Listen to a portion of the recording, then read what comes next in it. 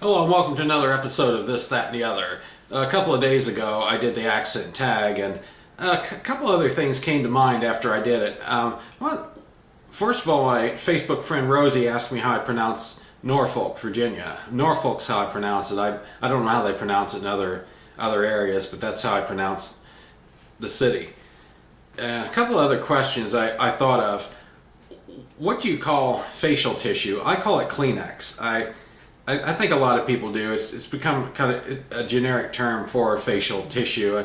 That's not. I guess that's not really a regional type question. Another one that is regional. What do you call the last meal of the day? In Northern Virginia, it's called dinner. In the Midwest, what we call lunch, the middle meal of the day, they call dinner. And what we call dinner here, they call supper. Kind of confusing, but in the Midwest, that's the way they do it. Wearing the Ravens jersey again. The Ravens are playing in Denver tonight against the Broncos, and it's going to be a big test for them. They come off of a Super Bowl win. They've lost some defensive players. We'll see how this turns out. They're going against one of the best quarterbacks in the NFL, Peyton Manning. So we'll see how it goes. But I'm excited to see the NFL season back in swing again. I'm going to be discussing the life of Vince Lombardi today. My Facebook friend Rosie suggested I do that, and I've been holding off on it until the football season is in full swing, and it's starting tonight. So now the Vince Lombardi topic's coming up. This one was more. It took a little more time to do research on this. It's almost like putting together a book report. You take notes and then put it into your own words. I could actually do an hour show on the history of Vince Lombardi. I'm not going to do that. I'm mainly doing some things about his personal life and things about him, mainly his coaching career. That's mainly what I'm going to be focusing on. He was born June 11, 1913 in Brooklyn, New York, to Enrico and Matilda Izzo. His dad's parents were from Salerno, Italy, and his mother's parents were from several miles outside of Salerno. His father opened a butcher shop, and the family was a church-going family. Church-going was mandatory for them. He helped his father with meat cutting, but hated it. He was also the oldest of 5 children in that family. He started playing football at Shepherd's Bay at the age of 12. He graduated from the 8th grade in 1928. He went to Cathedral College of the Immaculate Conception for a 6-year program to become a Catholic priest. After 4 years, he decided not to pursue the priesthood. 1933, accepted a football scholarship to play for Fordham and played at tackle. In 1936, he became a right guard for the 7 Blocks of Granite and graduated in 1937. He went back to Fordham to attend their law school in 1938, and he wasn't failing, but he didn't feel like his grades were good enough. He dropped out after 1 semester. 1939, he wanted to marry his fiancée, Marie Planitz, Planitz.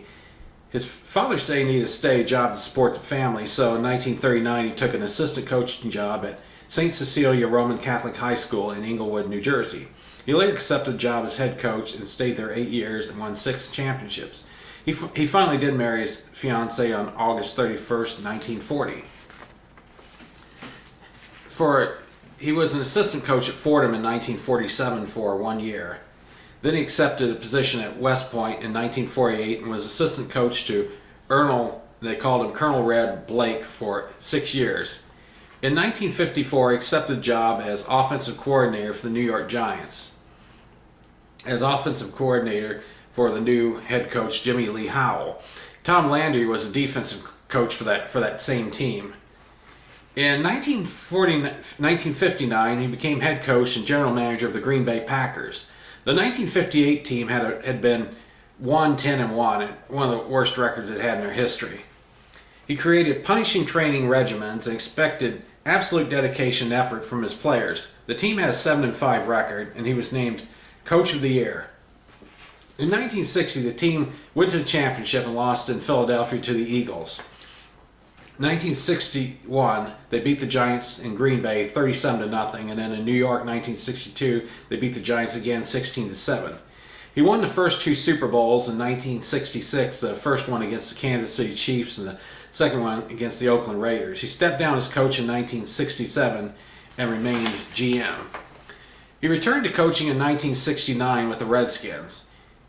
He broke a 14-season losing streak. His record was 7-5-2. He laid the groundwork for George Allen that a few years later took the team to the Super Bowl. He had the helmet logo change from the spear that they had on it to an R to resemble the G on the Green Bay Packers helmet, like right here is the Green Bay Packers G. And he had the Redskins changed to an R. That's what their helmet looked like for a few years, and later on George Allen had that Indian head put on the helmet. His son Vince Jr. also got involved in pro football, as did his grandson, who is the quarterback coach Joe Lombardi. Vince Lombardi Jr. was his son. Joe Lombardi, his grandson, became, I believe he still is, a quarterback coach for the New Orleans Saints. His overall coaching record was 149, 47, and 6. He developed cancer in 1971, and he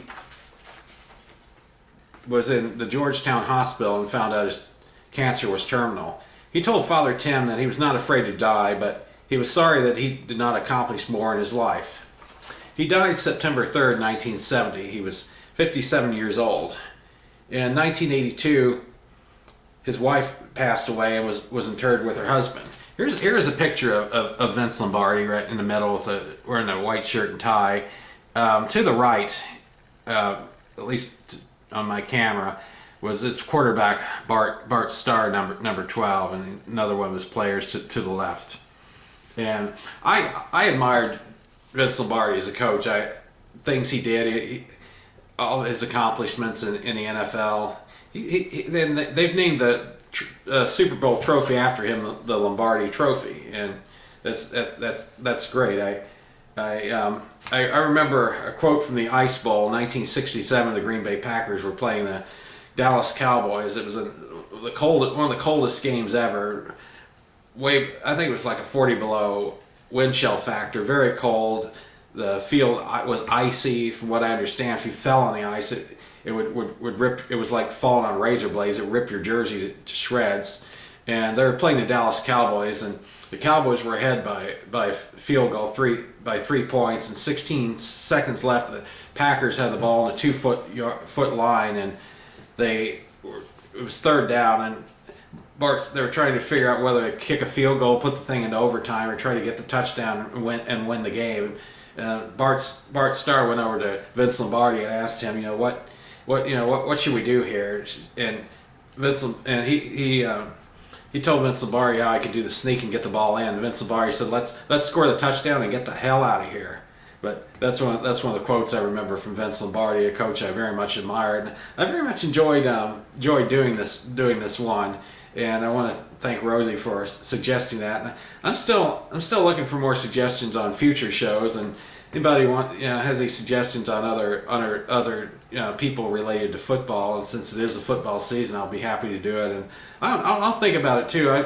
I may do some things on some more football coaches later on. Do some research on them. But I had a lot of fun doing this, and I have a Facebook page called This, That, and the Other YouTube show. If anybody that's interested in becoming a member, just put in a request and I'll add you. And just want to say thanks for watching.